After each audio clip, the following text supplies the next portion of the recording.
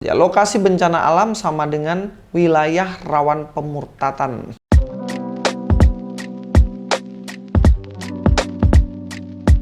Assalamualaikum, selamat datang kembali di channel ini. Kali ini saya akan membahas tentang beberapa hal penting, bukan beberapa hal sih, satu doang sebenarnya.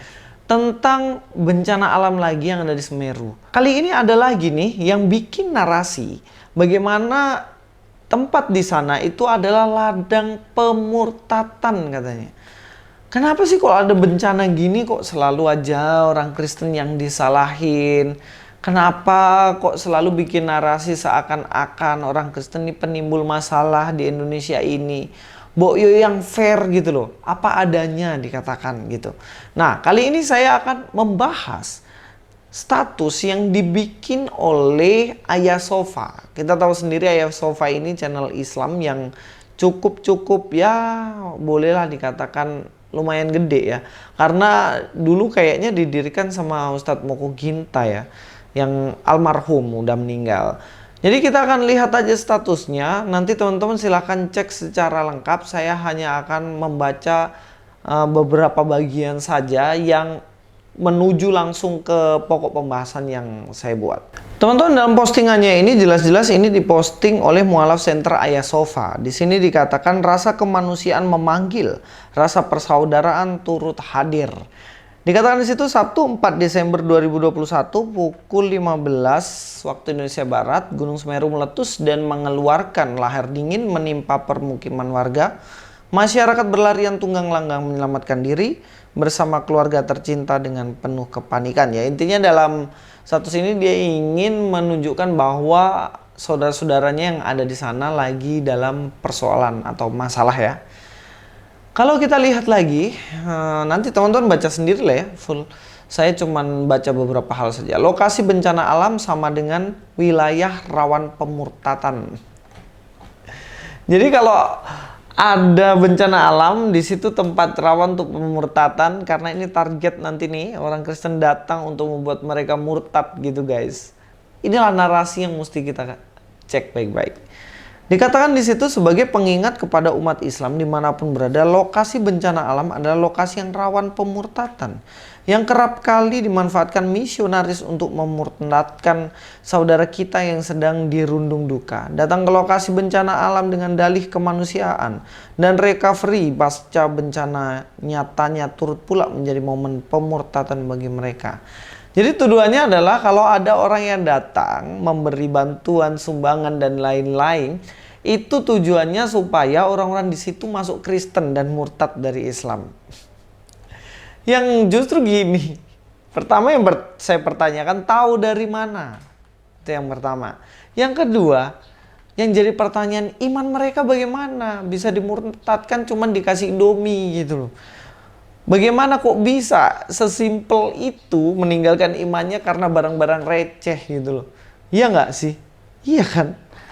Lanjut ya. Strategi misionaris di kawasan bencana adalah mereka datang saat relawan lain pulang.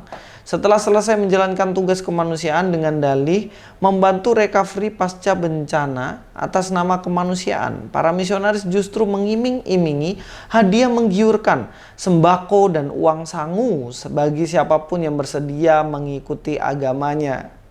Kenapa ini dibikin narasi kayak gini? Benarkah orang Kristen datang ke situ ditanyain satu-satu, kamu masuk agama Kristen, kalau kamu sudah masuk, saya akan kasih sembako, saya akan kasih uang sangu. Benarkah seperti yang dikatakan Ayah Sofa ini? Ya jelas enggak lah. Kalau ada yang datang, kemudian memberi bantuan, itu murni memberi bantuan. Bahkan tadi saya lihat ada beberapa komunitas bahkan menggalang dana untuk memberi bantuan ke mereka. Nggak ditanya dulu kamu Islam atau Kristen, nggak ditanya dulu, kasih bantuan aja. Dan bahkan kami juga mengumpulkan dana untuk membantu di sana, bukan tujuannya nanti kita bantu orang yang mau murtad ya, yang nggak mau murtad jangan dibantu. Nggak ada. Ini sudah sama dengan fitnah loh guys. Karena jika ada banyak orang datang untuk membantu, saudara-saudara kalian sana nanti akan curiga. Oh, nggak usah diterima sumbangan ini, takutnya nanti saya dimurtadkan. Ya elah. Janganlah membangun narasi seakan-akan orang itu membantu dengan sukarela, tapi ada udang di balik batu. Sebenarnya yang ada udang di balik batu itu status ini. Tahu nggak di akhir status ini dia bilang apa? Kami datang terakhir sebagai benteng pertahanan akidah umat Islam dan menghalau pemurtatan di lokasi bencana alam. Kami datang bersama jalur misionaris, memberangkatkan tim relawan. Mualaf Center Nasional Ayah Sofa akan memberangkatkan tim relawan menuju daerah terdampak Semeru, Kabupaten Lumajang, Jawa Timur. Yang punya baju-baju baru, monggo bisa dititipkan ke Ayah Sofa. Karena prioritas yang paling dibutuhkan saat bencana seperti ini selain makanan adalah pakaian, obat-obatan, dan selanjutnya. Ternyata di akhir videonya mereka menggalang dana dan memohon sumbangan. Tapi narasinya itulah yang bikin saya geli. Kenapa mesti jelek-jelekin orang Kristen dulu untuk mencari dana? Kenapa nggak bilang aja lah, ayo kumpulkan dana, kita bantu mereka supaya mereka nggak kesusahan gitu kan.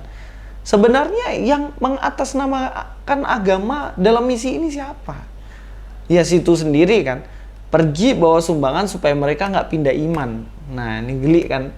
Maksudnya kenapa membentengi umat Anda dengan cara memberikan pakaian, sembako, dan lain-lain. Caranya adalah buatlah iman mereka kuat. Sekalipun ada yang datang mengiming-imingi sesuatu, mereka nggak tinggalkan iman mereka. Bukan kalian kasih pakaian. Kalau caranya kayak gitu, misalnya nih, kalau caranya kayak gitu. Ayah Sofa datang bawa pakaian harga 200.000 supaya imannya nggak pindah. Nah, nanti ada orang dari agama lain datang bawa pakaian dengan nominal 1 juta. Dia pindah lagi, begitu. Terus Ayah Sofa nggak mau kalah, bawa lagi 2 juta. Yang senilai 2 juta. Nanti dia pindah lagi. Ini manusia atau mainan gitu. Mari saya mengajak teman-teman untuk memberi sumbangan jangan ada pamrih.